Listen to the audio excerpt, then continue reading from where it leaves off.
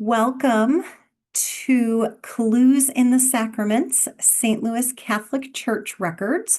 My name is Robin, and I am the Outreach and Programming Coordinator for the Emerson History and Genealogy Center. And I love sharing information about the different resources we have and how you can fill in your family tree and find out all you want to know about your ancestors. So today we're going to be focusing on those Catholic Church records. I want to mention that this is the first in a series of programs we have this month, celebrating Family History Month. Every October, we do a webinar series on a different theme. And this year's theme is researching our St. Louis ancestors. So again, this is the first of four. We have four different staff members presenting four different programs each week of the month. This, of course, is the first one, October 6th. Tune in next week for St. Louis Vital Records. The following week, we have newspaper research. And the last one, of course, the week of Halloween, is From the Grave, St. Louis Cemeteries. So that will be a very good program. All of these will be great programs for you if you have St. Louis ancestors. All right, I want to get a few housekeeping items out of the way before we start. The first one is that this is a Zoom webinar. This is not a meeting, so unfortunately attendees can't speak or see each other or chat or things like that. But we do encourage you to put any questions that you have as the program is going along into the Q&A that will be available for you. And then I will answer those at the end of the program. So go ahead and put those in there if one pops into your head, and I'll try to answer those all at the end. We did email out a handout. It was just, it was real detailed. It just had links to some of the various places that we'll be talking about tonight. So hopefully you received that. If you didn't receive it and you would like one, check your spam. And if you still don't see us, you can email us at genealogy@slcl.org and we'll get one of those out to you. And last but not least, in our housekeeping section, we have a program called Genealogy University, where students are chosen every semester to participate in a program where they take 4 of our history and genealogy classes, and they can earn a free DNA kit. If you are in Genealogy University, you should know that by now. If you're not, if you've never heard of this, then you're not in it. But we encourage you to apply the next time we are selecting a Genealogy University class. We usually have way more people apply than we have spots and kits, DNA kits. So we do choose by lottery. But if you are in Genealogy University and you're watching this program tonight, please put your name and just Genealogy University in the Q&A for me so I can get that information out later and give you credit for this program. All right, so I'm going to go ahead and turn my video off. Of course, my sound will still be on, and I'll come back on at the end for the questions. So our objectives for the evening: we want to explore the Catholic history of St. Louis a little bit. We want to discover what you can find in the most common Catholic records. And we want to learn where to find those records. So those are sort of the 3 things that we want to accomplish tonight. So this is kind of like St. Louis Catholic Records 101, I guess you could call it. All right, a little bit of Catholic history. St. Louis has always had a large Catholic population, proportionally. Founded by Catholics, the French, so we've always had a large Catholic contingent in the area. Actually, the first Catholic presence was the Jesuit missionary Jacques Marquette in 1673. So you may remember learning about Marquette and Joliet in school. French-Canadian settlers established the first parish in the Archdiocese. Actually, it wasn't an archdiocese itself back then, but in what is now the archdiocese in St. Genevieve in 1759. Everybody knows Laclede and Chateau established the city of St. Louis in 1764, and they dedicated a plot of land for a church. Now, that plot of land is where the old cathedral is today, but it, of course, wasn't always there. So early records suggest there was first a tent and then a log church.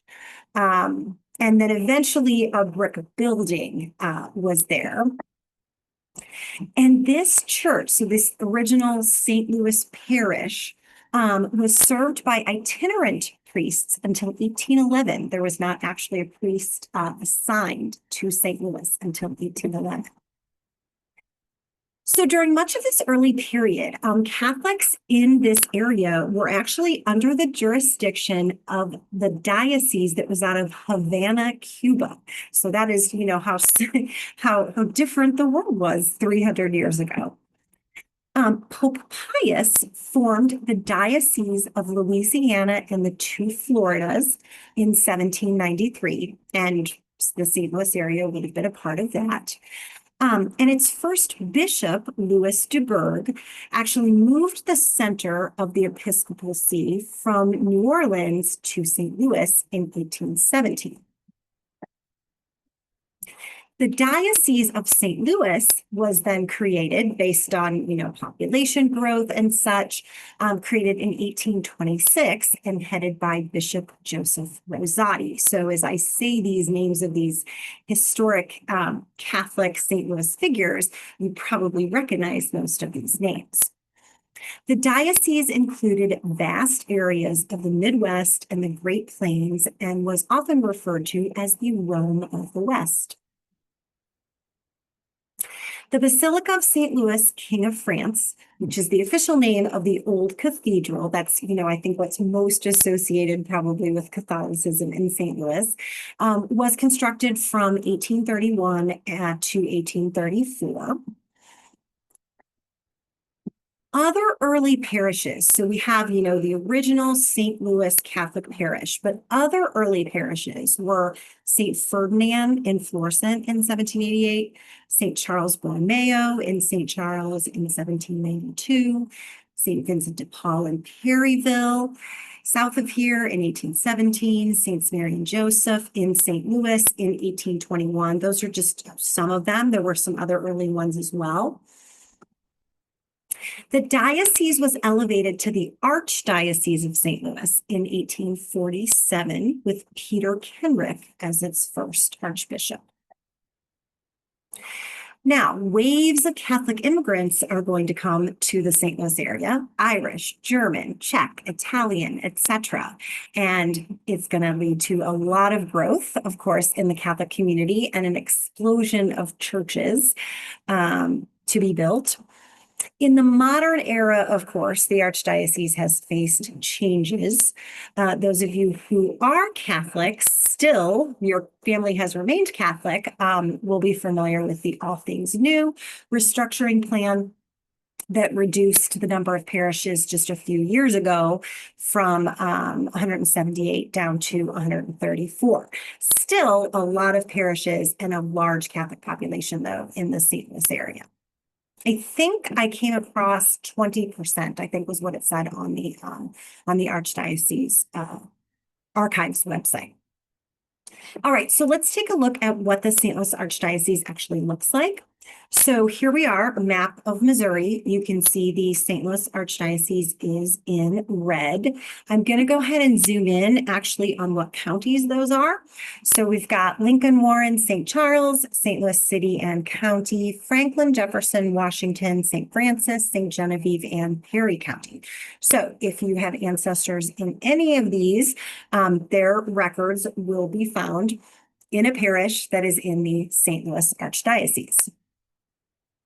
Here is a picture of the Archdiocese with the other ones, the other either well, they're all, I guess, just dioceses, in Missouri. So you can see where those are located. So if you have ancestors that are just outside of the St. Louis Archdiocese, possibly a little further south, such as Cape Girardeau, they might be in the Diocese of Springfield, Cape Girardeau. If they're mid-Missouri, Diocese of Jefferson City.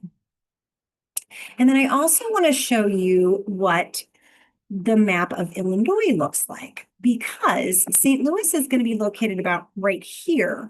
And there were a lot of people throughout the years who kind of went back and forth over the border between Missouri and Illinois. There were people who went across the border to get married, do, things like that. So if you're looking for a record in an Illinois parish, this is what you find over there. The Belleville Diocese and then the Springfield Diocese would kind of sort of border St. Louis to the east. Okay, what is the value of these records? If you've done any genealogy at all, you've probably used census records. You've had a lot of, other types of records pop up. Maybe you're using Ancestry. You've had a lot of suggested records pop up. And so why use the Catholic records? What's so special about the Catholic records for those Catholic ancestors? Well, civil records are oftentimes incomplete or they don't start early enough. In St. Louis, birth and death records started in 1850. There was a register for both births and deaths, but they were about 40% of the births and deaths were unrecorded, and more so the births than the deaths. Because many births took place at home. Very rarely were they in a hospital. There was, you were responsible for going and having the birth recorded. So that early, people just didn't do that. Birth and death records were not even required by the state of Missouri until 1910. So, you have some places around Missouri where you're not going to find much until 1910. But most Catholic families would not miss the observance of the sacrament. So that's why those Catholic records are going to come in and sort of take the place of some of these records that you can't find civilly. Can't find a birth record, but you can find a baptism, which is the next closest thing. Catholic records also include information that is not found on a civil record. So the names of the parents of a couple who is getting married, those names are not found on St. Louis civil marriage records. Now they're found on some in other places, but not in St. Louis. But you can find them on the church record usually. The godparents of a baby or the witnesses to a wedding, which can oftentimes prove family connections, are also not found on, any of those civil records. Same goes for census records. Census records are so valuable for our genealogy research, but some of the things that you find on a church record, you are not going to find on a census. All right, so let's talk a little bit about the records themselves. So the most commonly found and the most helpful Catholic Church records are going to be the sacraments of baptism and marriage. You can also often find in the records first communions, confirmations, and death/burial records. That's not officially a sacrament, but you usually find those. We're going to focus a lot when I show you examples here in a minute on the baptism and marriage, just because those are probably the most useful for actually filling out your family tree. But while you're in those records, I would always say, look for the other ones too. Look for confirmation, look for first communion. Sometimes the information found in those are kind of more meat on the bones type of information. You don't necessarily need it to fill out the tree, but maybe it's neat to see, what your ancestor's confirmation name was, or, something like that. So definitely still something to look for. And occasionally death and burial records can be very, very helpful. They may list where a person came from. They may list a person's parents. They may list their spouse.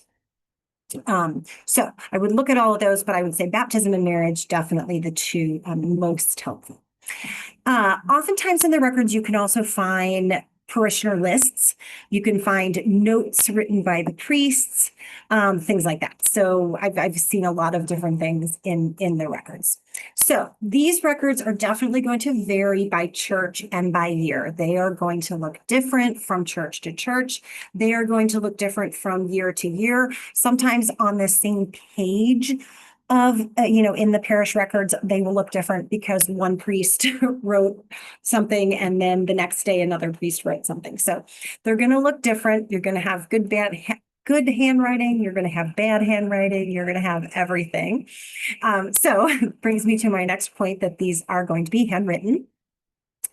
They can be in English. So we're talking about St. Louis here. So we're not in a different country, but remember, St. Louis is made up as a melting pot of immigrants. So your records can be in English. A lot of times they'll be in Latin, especially earlier on, and they might be in a different language as well. It might be, you might see some German words in there. You might see some Italian words in there. So, so depending on, the church, the worshipers at that church, as far as, if they were recent immigrants, that sort of thing, you might see it written in that language. The early records that you're going to see are mostly going to be written sort of in paragraph form. Just each sacrament is just kind of a little section the priest writes out. But later, you're going to start having forms that were more standardized, and those are certainly a lot easier to read. There are oftentimes handwritten indexes found at the beginning or the end of a set of records. Those can be helpful, but a lot of times they're alphabetical, but they may not be truly alphabetical. They may just put, all of the ends together. So you have to, look through those closely. So just be aware of that. And one good thing about these records, especially since a lot of times they're hard to read, is that the priests are usually going to put the names for the baptisms and the marriages out in the margin, out to the side. So when you're looking through records, looking for your ancestor, you just have to glance at the names that priest wrote out there. You don't necessarily have to find them within the paragraph. But I will say this is not always the case either. A couple of the examples that I'm going to show you in just a minute are from the old cathedral.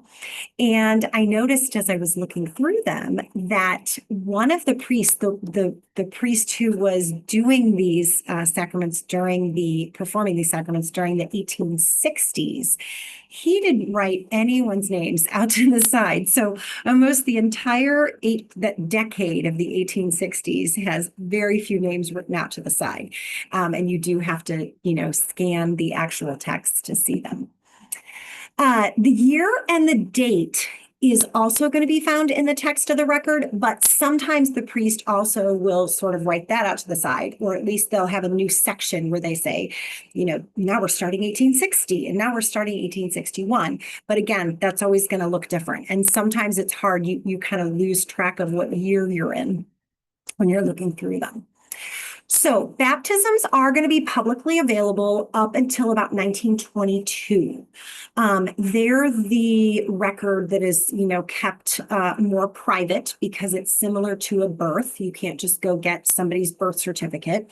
So it's the same thing with the baptisms. Other sacraments, though, you can sometimes find online. I'm going to show you where in just a bit here, up even into the 1990s. So those are not kept as private as the baptisms are. This is an example of one of the handwritten indexes that you might find in the records. Okay, and one more tip I want to give you, this is kind of random, but when you start to see some of this penmanship, you'll see what I mean here. When you're looking through the records and you find a record for your ancestor, your first instinct a lot of times is to crop out the section of the page that has your ancestor's record in it. I would caution you not to do that. I would go ahead and download and print the whole page in addition to cropping the record, so you can kind of blow that up and make that big. Mainly because if there's something you can't read in your ancestor's record, a word or something that you can't decipher, you may be able to find it in another place on the page where it's a little bit more legible. So again, take the snip of your ancestors' record, but also take a snip of the whole page. Okay, let's take a look at a couple of baptisms really quickly. A baptism is going to include the child's name, the baptism date and birth date. Now, remember, throughout history, babies were usually, nowadays, babies are not baptized nearly as early, but they used to be baptized very early, even just a couple of days after birth. Not always, though, because if you go back far enough, it was hard to travel to have your baby baptized, or maybe you had to wait for an itinerant priest to come and baptize your baby. So that's not always the case, but generally babies were baptized as soon as they could be. The baptism, a lot of times, not in later ones, but in earlier ones, will include a little thing about whether they were legitimate or not. They will include parents' names, including the mother's maiden name, which is, what we're oftentimes looking for in these records. And they will include the godparents, which are great because godparents are usually somehow connected to that family. I'm going to show you a couple of examples, one that's older and one that's a little bit newer. So again, these are from the old cathedral. We're going to pull this one out right here. This is 1859. So if you have those early St. Louis ancestors, this is what their record might look like. So we see that the priest has written Mary Ellen Daly out to the side. So we know that's her baptism record. It's on the 5th day of June, 1859. He baptized Mary Ellen, daughter of Lawrence Daly and Margaret Collins. So that's what we're looking for in that if we want to try to get that tree back further. It does also say born on the 1st. And then you see Patrick Carey and Kate Flynn were the godparents. So there's probably some kind of a connection with that family. And then we see the priest Sullivan over at the bottom right there. So that's what that marriage is or that baptism is going to look like. Now, here's a little bit later baptism. So by the 1870s in St. Louis, they were using a form for baptism. So let's just pull this one out.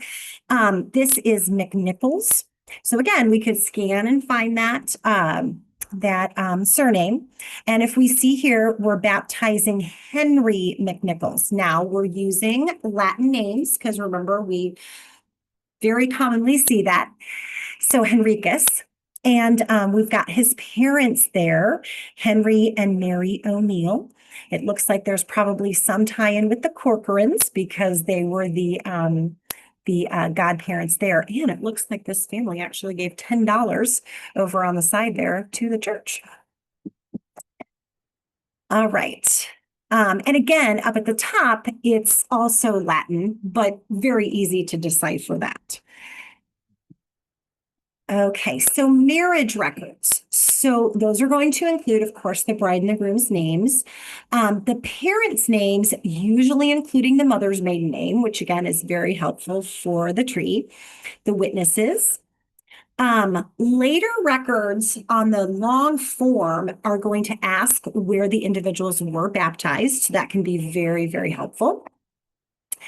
Rarely you see this on the early records. You see it in some of the those old cathedral ones, but they may say so-and-so from Ireland or so-and-so from France. They may give a place where the person is actually from, but you don't usually find those on later records, but you do have where they were baptized, which is basically the same thing.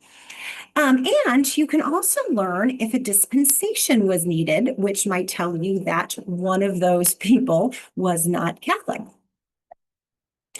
All right, so again, really early one. This is actually from 1846. So, and I pulled one of these because I want to make sure that nobody gets intimidated when they look at these. Because when you look at it, it seems like, oh my goodness, how can I even decipher that?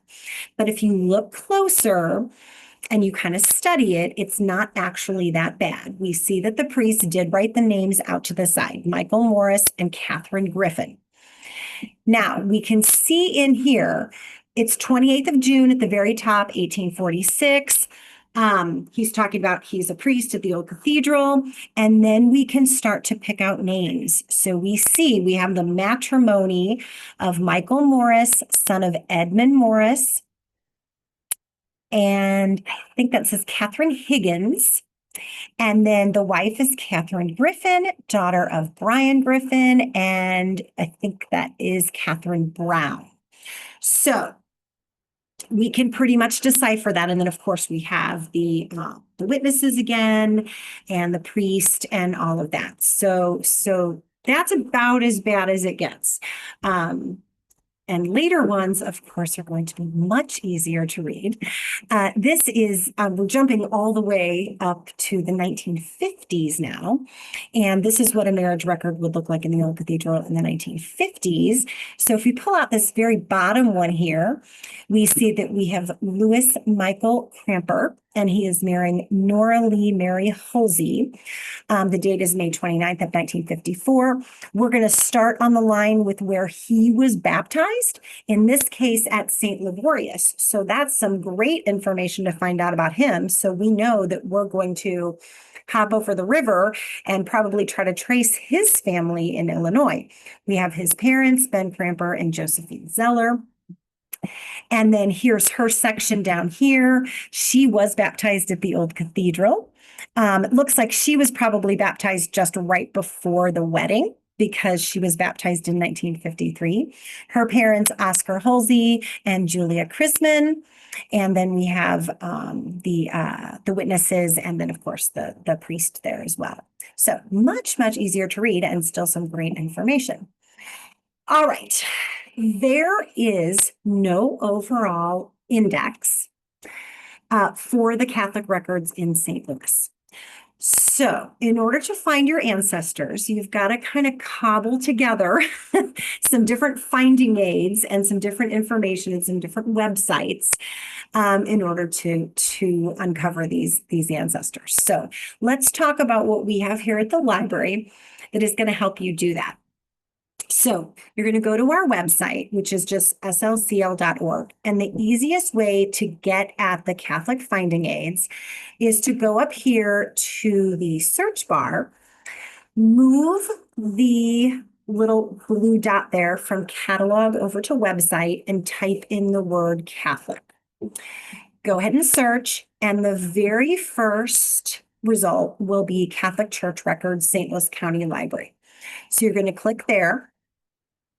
And then you're going to have several of these finding aids, things that can help you to find these ancestors. Now, it is interesting because right underneath there, it says Archdiocese of St. Louis Parish Records on microfilm. So for many, many years, we did have these records on microfilm. They have now been digitized, and they are on Family Search. So anywhere it mentions microfilm, you want to kind of substitute Family Search for that, because they are on Family Search now. So if we scroll down, you see we have parish records, interactive map of the Archdiocese, cemetery records. If we scroll down, we have Catholic Parish Jubilees, Belleville Diocese, Louisiana and Florida's.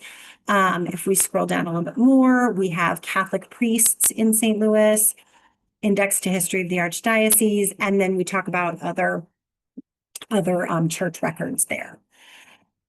Okay, so we're going to go through and talk about each of these finding aids quickly, and I'm going to tell you how I use these finding aids to help people find their Catholic ancestors.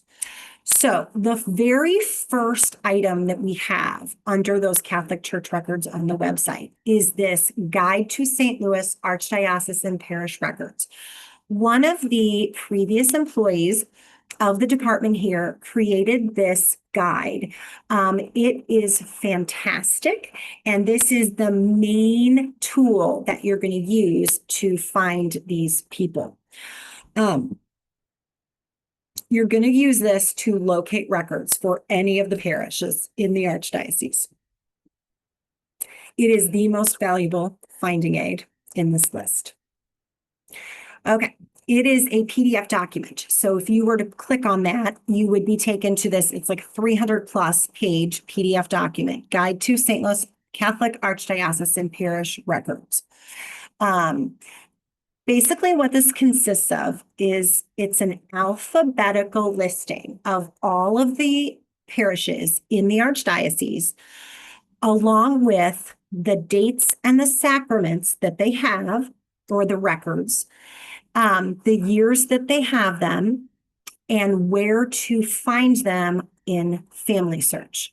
So the very first one on the list is All Saints in University City. So I'm going to go ahead and blow this up as big as I can here. Okay, so usually there's also a little bit of information about the parish as well. In this case, located at the western city limits of St. Louis. But the main thing that we want to look for is this. So FHL stands for Family History Library, which is familysearch.org. So if I was looking for a baptism from 1903 in All Saints, I would know that I would want to go to FHL roll 1901720. Okay, so, and we're going to do some examples of that a little bit later. If you go to the end of this PDF document, I want to point out some really interesting things that might also help you with your genealogy. So the Appendix A is a listing by ethnic background. So you can see what specific churches and their parishes were mainly, attended by Germans or Italians or Czech or what have you. Appendix B is a listing by year parish was founded. So this can also be helpful if you have pretty early St. Louisans.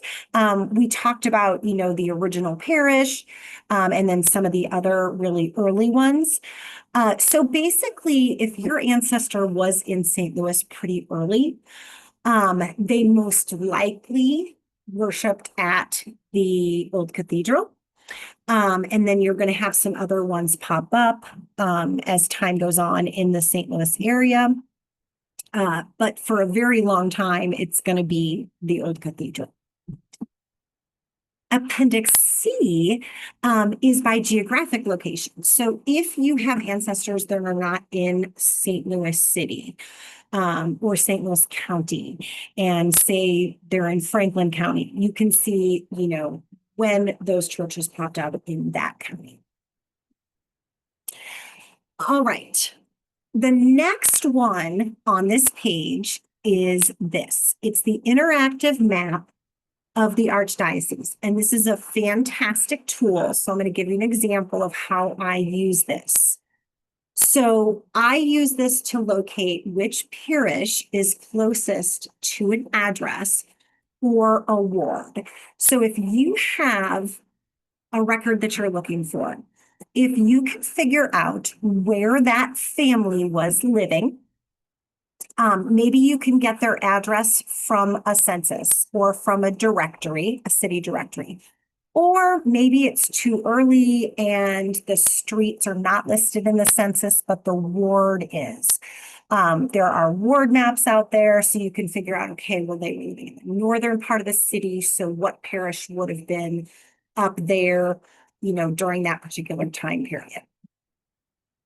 So I'm going to give you an example here of how I would use this map. So I have a person here, William McDonough. This is from a city directory, and he was living at 5117 Ridge Avenue. So there he is right there. He's a police officer. So I'm looking for a baptism of one of these children because I'd like to try to find maybe his wife's maiden name. And I know that that is likely going to be listed in the baptism. So I'm going to click on that interactive map, and this is what it looks like. So all of the stars there, the different little colored stars, are all parishes in the Archdiocese, open and closed. Just because a parish is now closed doesn't mean the records aren't out there for it. They are. So I'm going to click on this search tool right here, this little magnifying glass, and I'm going to put in 5117 Ridge Avenue. It's going to then show me on the map that house is still standing, and it's right there where that little red dot is. So now what I'm going to do is I'm going to click over here and I'm going to pull out on the map. And when I do that, I still see the little red dot right in the center. And I see a red star just below it. So if I click on that red star, because I know that's a church, it is St. Mark. So I read St. Mark was founded in 1893. It says that it is English speaking. So this was an Irish immigrant. So it's very likely that he would have attended an English speaking church. And I'm looking for a baptism that I think took place somewhere in like between 1905 and 1910. So this church was definitely around then. I want to make note of this. So there's another church that is also sort of close. So if I click on that one, I get Most Blessed Sacrament. But if I read the description, it says that it's an African American church. Now, I kind of put this in here as a means to discuss this. When you're looking for the churches that your ancestors attended, and you think about the time period, they were not driving to these places. They were most likely walking. And you have so many churches in St. Louis, so many parishes. People were able to just walk to their local, neighborhood parish. But definitely look at what it was as far as the ethnicity. Because if your ancestor was Irish, they spoke English, but the nearest church was actually a German-speaking church, they may not have attended that one. So you may want to look a little bit wider to find the nearest English-speaking. Now, as I say that, though, that is not always the case, because you can definitely find records in churches that are, that don't match the ethnicity. So I think it's a good rule of thumb to follow, but just know that it might not always be the case. So they most likely were not attending this church. They were most likely attending St. Mark. Okay, sometimes the address doesn't come up when you put it in that Google search map. So if it doesn't, what I usually do is I try to find the address just on a Google map. And then I sort of put it I sort of do a split screen of the Archdiocese map, and then I can still kind of get some points of reference and figure out what would be the closest church. So now I'm going to go back to that guide, and I'm going to go to the page that is for St. Mark. So if I look here, I'm looking for a baptism. So it looks like all the baptisms are on this roll 1869796. So I'm going to write that number down. And I'm going to go to Family Search. So familysearch.org. Hopefully most of you use Family Search. If you do not, it is free. You do have to create an account, but it is free. It is the digital library of the Family History Library out in Salt Lake City, run by the LDS Church. So this is where we're going to go when we have one of those FHL numbers. So I like to click on search, and then I click on catalog. And then since I have a film number, I'm going to click here where it says film fiche image group number. It's going to give me a box, and then I'm going to put in that number for the St. Mark records. Takes me to the records. So I'm going to click there. It says Catholic Church, St. Mark the Evangelist. I'm going to scroll down. And now you can see that I have different sacraments for different years on different films for that parish. It looks to me like there are early baptisms on this first film here. So I've got two choices. I've got the little camera. If I click on the little camera, it's going to give me all of the pages of the records that were on microfilm, but now they're digitized. You'll notice though, next to that, there's a little paper with a little star. More and more of these records are full text searchable. So if I were to click on that one, I'd be able to put in a name. So I could put in McDonough and it would give me results for McDonough. But I'm actually going to do it the old-fashioned way so I can show you kind of what it looks like to look at the records themselves. So we're going to click on the camera. And now we have all of the digitized records from St. Mark that include those baptisms. So it's 876 pages. That's a little intimidating, but you can scroll down. If you click on one, it'll blow it up. You could go back and forth. You can go back to this grid view and kind of scroll up and down. There's a little bit of guesswork involved. But in this case, I'm just kind of gonna browse through to see if I can find any of these McDonough children. In particular, I'm looking for a Francis McDonough. So I do browse these and I do find right here on this page the baptism for Francis Patrick McDonough, again in Latin, born in 1907. And we do have what I was looking for, which is his mom's maiden name. So we have William McDonough. That is, of course, the Latin for William. And then he's in St. Louis, and Maria Clancy, also from St. Louis. We have they're actually from Ireland, but this was just where is their location now. But then we have the godparents, Thomas Malloy and Catherine McDonough. This also is interesting because sometimes the priests will go back and put in information later on. And in this case, they actually put that Francis was married in 1942 out to the side there. So that was a little bonus. All right, so there we go. So we found what we were looking for with that one. And that was that little bonus information over there. Okay. Want to move on to cemetery records because it's the next thing on this list here. So it says searchable index of burials in Catholic cemeteries. So I use this link when I am trying to find an ancestor's final resting place and to discover their possibly connected family members. So when you click on that, it's going to take you to a Catholic cemetery's website. If you scroll down, you'll see a button that says online burial search. So if you click there, now you can search by name. You can also, if you're interested in what cemeteries are on this website, or you want to look like in a specific cemetery, you can actually click here. And these are all of the Catholic cemeteries that are indexed through this website. But in this case, I am going to just search for a person, Elizabeth Grahn, and there's one result.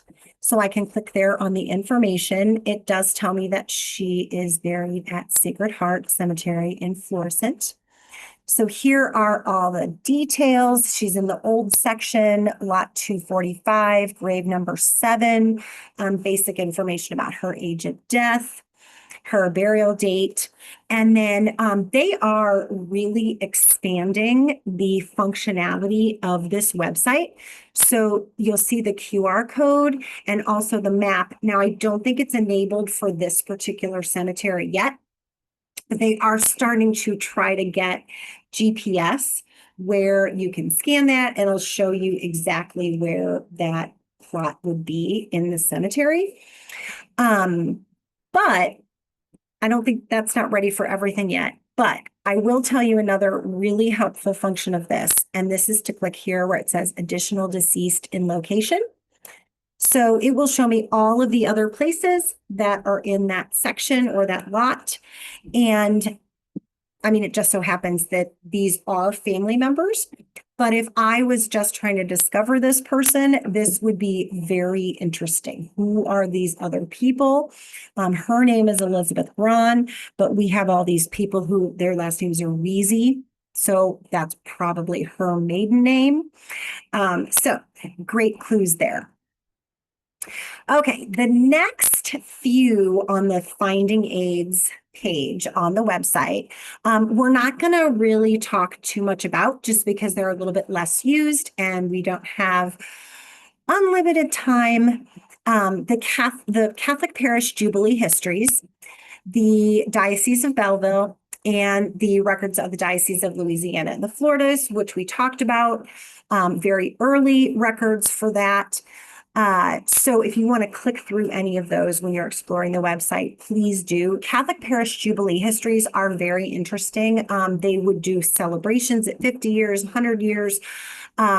They would usually produce some kind of a booklet, which would have lists of parishioners, history of the parish, prominent priests that may have been assigned there.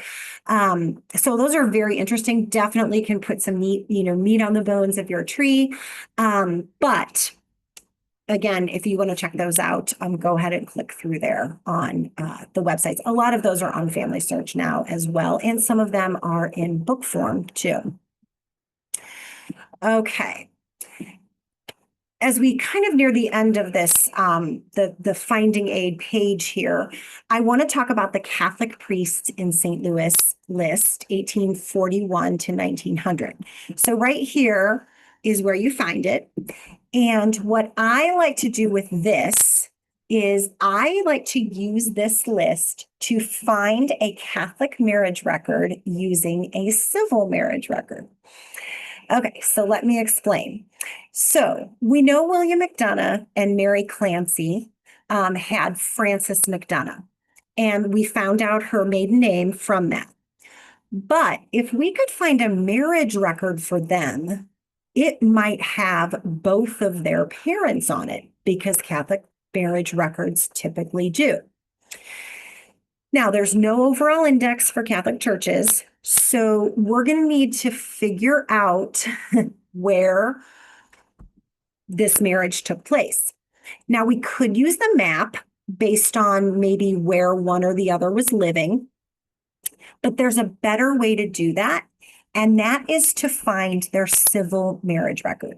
Because typically, unless something happened, you had the civil marriage record, and then you had the church marriage record. And when the priest married them, they sent that information back to the government, to the city, and that was then made a part of that marriage record. So we're going to look for that, because that will tell us where they were married, and then we can find that record. So we're going to go back to that Family Search catalog. And I want you to, if you want to look for St. Louis civil marriages, go ahead and write down this number. This is the film number for St. Louis marriages. It's 528147. And if you put that in, that will take you to the St. Louis marriages. These are not on Ancestry. They are only on Family Search. Okay, so it's marriage records of St. Louis and St. Louis County, 1806 to 1965. Now, I do want to clarify that that title isn't very accurate. So these are the marriage records of St. Louis and St. Louis County up until St. Louis and St. Louis County split in 1877. From 1877 on, they are records for St. Louis City. You can find St. Louis County records in another place on Family Search. But this is the most used simply because when you look at the population of St. Louis City and St. Louis County up until more modern times, the vast majority of people lived in the city. The county was sparsely populated. So we're going to look at city right now, which is what this set mostly is up to 1965.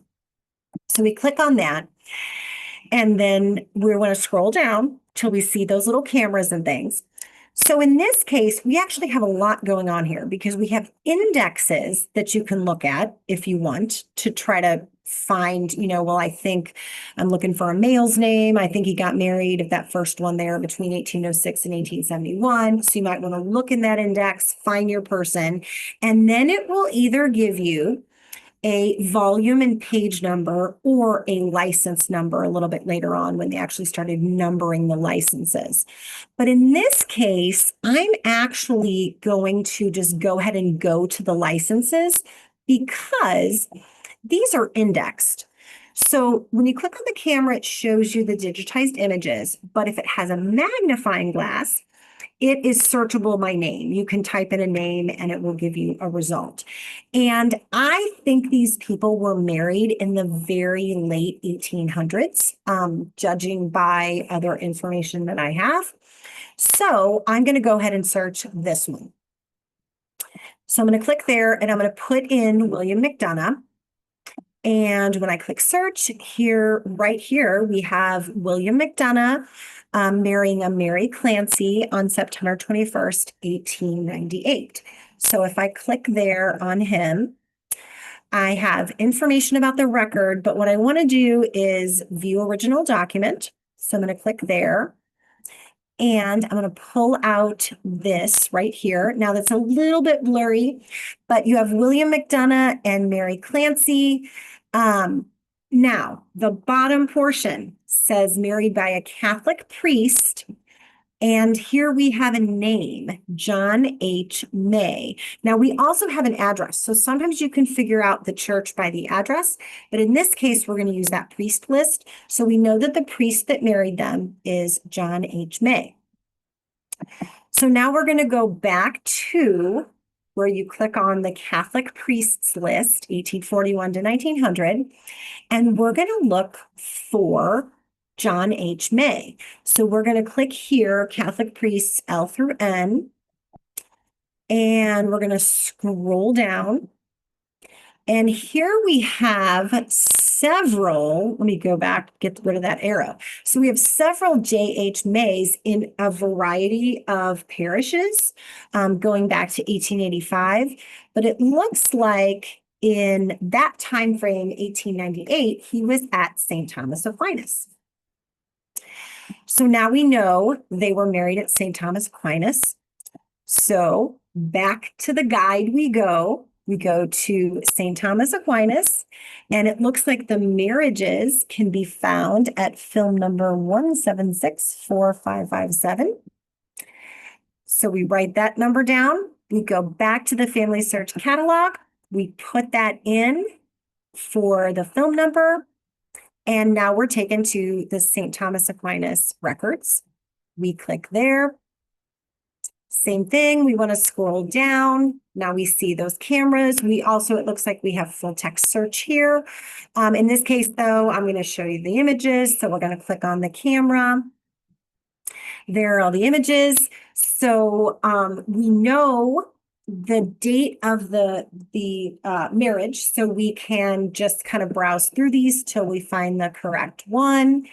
And here we have right here, McDonough and Clancy, September 21st, 1898. And we have William McDonough. And here we have his parents, Peter McDonough and Sabina Burke. And then we have her parents, Patrick Clancy and Catherine Sullivan. So definitely worth it. We had to go through a few steps, but we found those parents. So now we added another generation to our family tree. Again, we've also got godparents. So that is all, can be useful as well. Okay. The last one on this list of finding aids that I want to talk about is right here. It's this index to the history of the Archdiocese of St. Louis. So this is a book that we have in the department here at the library, at the Clark Family Branch. And basically what I use this for is if someone comes in and they have a lot of Catholic ancestors. Maybe the family has been around in St. Louis for a while. Maybe they're somewhat prominent. You can look up the name in this index and use this book to learn some more information about, possibly about your ancestor. So when we click on that, we're taken to this page where we have an index of the names that are found in that book. Now, I have an ancestor who was a farmer in Florissant, very big Catholic family up in Florissant, St. Ferdinand, and in Sacred Heart. For those of you who might have a similar type ancestors. And his last name was Ellebrocht. So I'm going to go ahead and pick this first one here to see if I can see if any Ellebrochts were written about in this book. So I'm going to scroll down. Oh, by the way, since this is a book, this is the call number here, 977.866H673. And this is an oversized book. So this is not going to be found on our regular shelves. This is actually found along the wall around the department. That's where our oversized books are. Remember too, if you're watching this and you are not local, we have a lookup service. If you go to our website and put lookup in that search bar, you can fill out a form, let us know you'd like to check this index, or if, let me back up. If you find your ancestor in the index, you can fill out the form and tell us, hey, I would like somebody to scan page, 10 for me because my ancestor is on page 10. And then we will scan that for you. We will email it back to you totally free. Okay, so we're going to scroll down. We're going to look for Ellebrocht. So we've got a bunch of Ellebrochts here, and it looks like they're all on page 142. And there's Henry Ellebrocht, which is the one I was mainly looking for. And again, all on page 142. So here's what the book looks like, large red book. And here's page 142. And I found this many, many years ago, but it was such a fantastic find because it has a picture of both Henry Ellebrocht and his wife. And just to pull out a little bit of information, talks about how he was a farmer in Florissant, but it does give a birth date, October 30th, 1857 in Germany. Married Anna Stuver. She's also a native of Germany, and her parents, Anton Stuver and Wilhelmina Niebuhr. And then lists their 7 children. And then at the bottom here, they saved the best for last. It actually has his parents. He is a son of Heinrich Ellebrocht and Elizabeth Holscher. It doesn't give a specific place in Germany where he is from, but based on piecing all of this information, I was actually able to find where he was actually baptized in Germany and trace his family back a few more generations in Germany. So this was extremely helpful. I want to mention, now we're going off of our website now, and I want to mention the St. Louis Archdiocese Archives. So there is a St. Louis Archdiocese Archives. Here is their website here. I usually just Google St. Louis Archdiocese Archives. And if you scroll down, you'll see, so you can request records from the Archdiocese Archives. What I usually tell people when they come in to find information on their ancestors, I usually say, well, all of this is publicly available. I show them what I just have been through here. But sometimes people are looking for something that they can't find there. Maybe they are looking for a later baptism. Maybe they are looking for a record that for whatever reason didn't get digitized and it's not on Family Search. You can request things from them. Now, I will caution you, they have this little notice here. They have a high volume of requests, as do we right now. At the library, if you are local, you may have heard of RECA program where the government is giving payouts to people who were affected by radiation exposure starting in 1949 in the Coldwater Creek area of St. Louis. So we are having a lot of requests for records that prove residency, as are the Archdiocese, people who went to Catholic schools or and such. They're having a request for that. So right now might not be the best time to request those records, but hopefully that'll die down at some point here. If you scroll down, that's how you do click for a research request. And then if you scroll down some more, they actually do have sort of their own finding aid and how to do Catholic research. If you click on genealogy resources, they have a bunch of more information about searching sacramental records and the like. Okay, and one more thing that I want to mention is the Druin collection. So this is actually found on Ancestry. So if you have an Ancestry account, or if you come into the library to use Ancestry Library Edition, the Druin collection is actually records that are kept in it's the Archaeology Center of Quebec. And the person who created this record set, his last name was Druin, so that's where that comes from. But basically, it's Catholic sacramental records from very, very early French-speaking churches. So if you wanted to search very, very early St. Louis records, Catholic records, they are included in this Druin collection. Old Cathedral is included in it, as well as St. Ferdinand. And I know that because I have had St. Ferdinand ancestors that I have found searching in this Druin collection. So if you wanted to just search by name and you use Ancestry and you have those really early St. Louis ancestors, you can use this. If you want to find it, you're going to do search on Ancestry and you're going to do card catalog.